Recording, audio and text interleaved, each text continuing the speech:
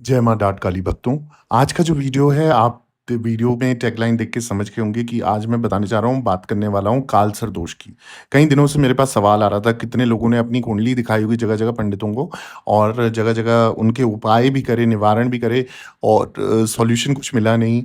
लक्षण वो समझ नहीं पा रहे हैं, कालसर्प दोष है या कोई और दोष है, क्या ऋण है, समझ नहीं आ रहा है। तो कई तरीके की कन्फ्यूजन जो है आपके सवाल के रूप में मेरे पास आए और आज उन्हीं कन्फ्यूजन को दूर करने के, उन्हीं सवालों का जवाब देने के लिए इस वीडियो के माध्यम से मैं आपको जानकारी देने वाला हूँ कि कुंडली में कब बनता है कालसर्प दोष और क्या होता है कालसर्प दोष, उसके लक्षण क्या है, कैसे आप उसे पहचान सकते हो और क्या सॉल्यूशन है, क्या उपाय हैं, क्या निवारण है जिन्हें करने से कालसर्प दोष से मुक्ति मिलती है। तो आइए जानते हैं, वीडियो में ज़्यादा टाइम ना लेते हुए आपको मैं बता दूं सबसे पहले कि शास्त्रों में कालसर्प दोष को बहुत ही अशुभ माना गया है। कहा जाता है कि जिस व्यक्ति की कुंडली में कालसर्प दोष होता है ना, वो व्यक्ति को जीवन में कई तरीके की समस्याओं का सामना करना पड़ता है।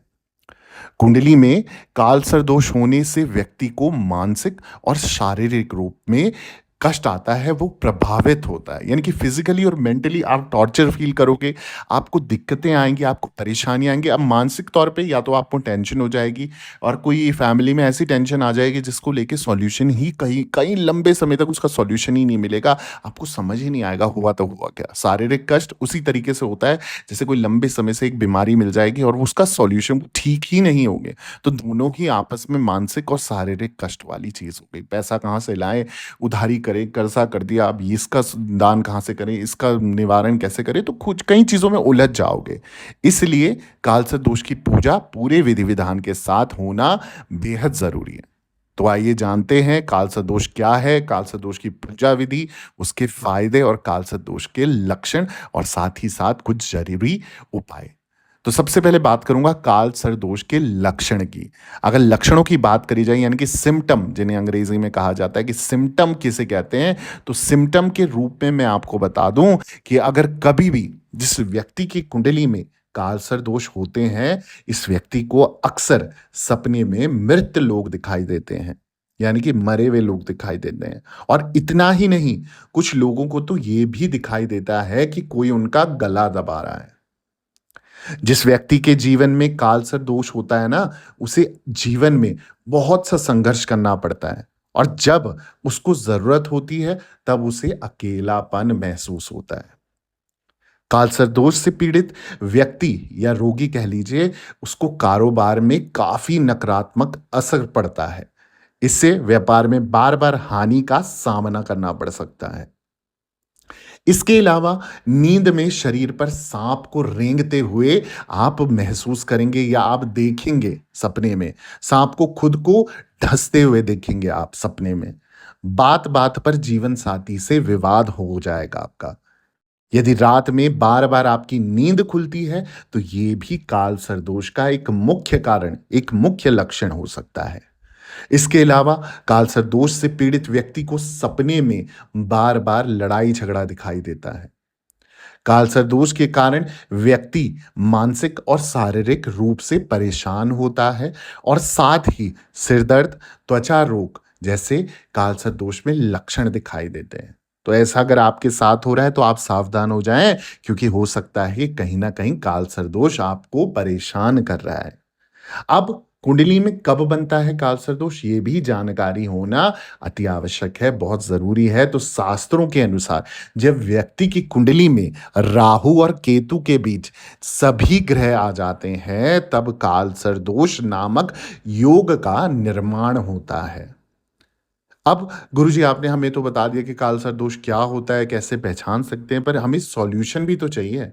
कैसे इसको खत्म कर सकते हैं, कैसे इससे मुक्ति पा सकते हैं और कैसे समस्त परेशानियों से निवारण पा सकते हैं, क्योंकि कालसर्प दोष का एक मुख्य कारण होता है कि संतान की प्राप्ति ना होना। संतान हो रही है, बार-बार आपके गर्भपात हो जा रहा है, अबॉर्शन हो जा रहे हैं। तो ये सारी चीज़ें हैं, अगर बच्चे को लेकर दुःख तकलीफ आ रही है, तो कहीं न कहीं माता या पिता में से कोई कालसर्प दोष से जूझ रहा है, जहाँ बच्चे पर कष्ट आ रहा है या बच्चा हो ही नहीं रहा है, संतान प्राप्ति हो ही नहीं पा रही है। और जब इस तरीके की समस्याएँ आपके साथ होने लगे, तो कालसर्प दोष के कुछ खास और काम के असरदार अचूक उपाय मैं बताने जा रहा हूँ। आप इनको कर लीजिए, आपको 101% लाभ होना चालू हो जाएगा। कालसर्प दोष के कारण व्यक्ति को जीवन में काफ़ी ज़्यादा संघर्ष करना पड़ता है। ऐसे में जल्द से जल्द इसका निवारण होना बेहद ज़रूरी है। तो आइए जानते हैं कालसर्प दोष के उपाय क्या हैं और इनको कैसे तो कम करा जा सकता है और कैसे इस प्रभाव से मुक्त हुआ जा सकता है। तो सबसे पहली चीज़ है कि कालसर्प दोष से पीड़ित व्यक्ति को घर या मंदिर में जाकर रोजाना शिवलिंग पर अभिषेक करना चाहिए। अभिषेक कैसे? जैसे आप पंचामृत का अभिषेक कर सकते हैं, दूध, दही, घी और शक्कर या मिश्री मिलाकर आप अभिषेक कीजिए शिवलिंग पे। वासुकी देव उनके 7 स्थान ग्रहण करते हैं, तो उन पर भी ये पंचामृत बरसाइए, जल अर्पित कीजिए, तो आपको कालसर्प दोष से मुक्ति मिलेगी। अब जल अर्पित करने का समय जो होता है ना, या तो ब्रह्म मुहूर्त होता है, जितनी जल्दी मतलब जितना सुबह सूरज निकलने से पहले-पहले अगर आप जल अर्पित कर सकते हो तो बहुत अच्छी बात है और जल्दी रिज़ल्ट इसका मिलता है। थोड़ा लेट करते हो तो फिर लेट ही रिज़ल्ट मिलेगा, तो कोशिश करो सूरज उगने से पहले, सूर्यदेव के उगने से पहले ही आपने जल अर्पित करना है और किसी से बात नहीं करनी है, आते और जाते हुए जब आप जल अर्पित करने जाएँ और कोई टोके ना। दूसरी चीज़, प्रदोष तिथि आती है। प्रदोष तिथि के दिन शिव मंदिर में रुद्राभिषेक करवाना भी लाभकारी साबित होता है। इसके अलावा उस व्यक्ति को रोज़ाना कुल देवता की रोज़ाना प्रतिदिन आराधना करनी चाहिए, उनका नाम लेना चाहिए, उनको धन्यवाद करना चाहिए, हर एक खुशियों के लिए, हर एक मनोकामना पूर्ति के लिए। साथ ही साथ प्रतिदिन महामृत्युंजय जाप का मंत्र कम से कम 108 बार जप करना चाहिए। ये बहुत कारागार और असरदार उपाय हैं। इनके अलावा भी बहुत उपाय होते हैं, पर ये उपाय आप कर लें तो आपको कुछ भी करने की ज़रूरत नहीं पड़ेगी। इसके अलावा हनुमान चालीसा का रोज़ाना 11 बार पाठ करना चाहिए। कालसर्प से जो पीड़ित हैं, व्यक्ति को अपने घर में मोर पंख रखने चाहिए। इससे भी कहते हैं कि कालसर्प दोष से मुक्ति मिलती है।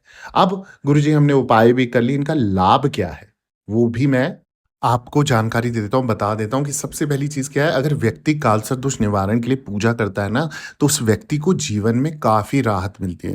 देखो जो एंग्ज़ायटी है, डिप्रेशन है, टेंशन है, शारीरिक कष्ट, मानसिक कष्ट जो आपको मिल रहे हैं, वो मिलना खत्म हो जाते हैं।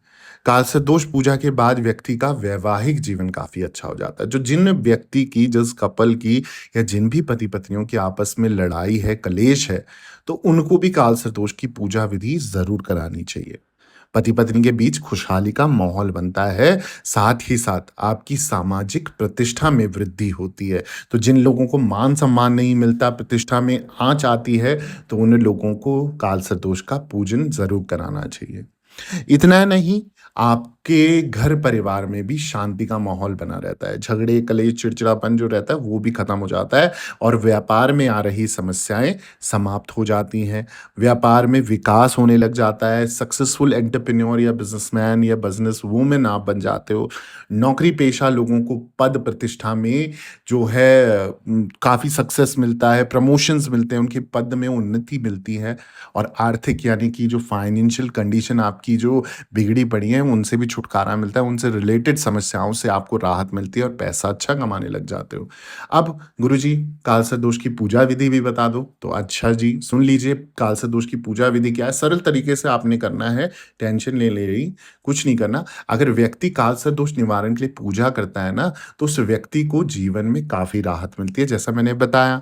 तो साथ ही साथ जो विधि है पूजा की, वो मैं आपको बता देता हूँ कि कालसर्प निवारण के लिए पूजा वाले दिन व्रत रखना है आपने, सबसे पहली चीज़। साथ ही साथ ब्रह्मचर्य का पालन करना है, पति-पत्नी है, गर्लफ्रेंड बॉयफ्रेंड है तो साथ में नहीं सोना है, ये ध्यान रखना है। ऐसे कोई भी उल-जलूल और गंदी हरकतों से दूर रहना है। इसके बाद शिवलिंग का रुद्राभिषेक करना है। महामृत्युंजय जाप जो है आपने मंत्र जाप करना है और नागों के देवता की पूजा करें, साँप की मूर्ति को दूध अर्पित करें। साथ ही साथ आप क्या कर सकते हैं, नाग गायत्री मंत्र का जाप ज़रूर करना चाहिए। नाग गायत्री मंत्र क्या है? ओम नागकुलाय विद्महे विषदंताय धीमहि तन्नो सर्प प्रचोदयात्। एक बार फिर से बोल देता हूँ आपके लिए मंत्र। ओम नागकुलाय विद्महे विषदंताय धीमहि तन्नो सर्प प्रचोदयात्। एक तो इस मंत्र का आपको जाप करना चाहिए, साथ ही साथ ओम नमो भगवते वासुदेवाय मंत्र का भी जाप कर सकते हो। और नाग पंचमी के दिन भगवान शिव और भगवान विष्णु की पूजा करने से कालसर्प योग के प्रभाव को कम किया जा सकता है। तो ये चीज़ें जो है, अगर आप ये चीज़ें ध्यान रखेंगे ना, और जिनके सपने में बार-बार साँप आते हैं या आपको बार-बार ऐसा आभास होता है कहीं आगे-पीछे कहीं साँप तो नहीं घूम रहा है या रेंगने वाले कीड़े तो नहीं घूम रहे, कहीं वहाँ साँप तो नहीं छुपा होगा, इस तरीके का भ्रम भी किसी के पैदा होता है ना, उसकी कुंडली में भी ज़रूर कालसर्प दोष या कालसर्प योग बना रहता है। तो उन लोगों को भी कालसर्प दोष की पूजा विधि या मंत्र जाप ज़रूर करने चाहिए। ऐसी और जानकारी चाहिए ना, तो जल्दी से चैनल को सब्सक्राइब कर दीजिए, वीडियो को लाइक कर दीजिए, ज़रूरतमंद लोगों के साथ शेयर करना मत भूलना, कमेंट में जय माता दी ज़रूर लिखना और दरबार से बने रहना है। सभी भक्तों को जय माता दी, जय माँ डाँट काली।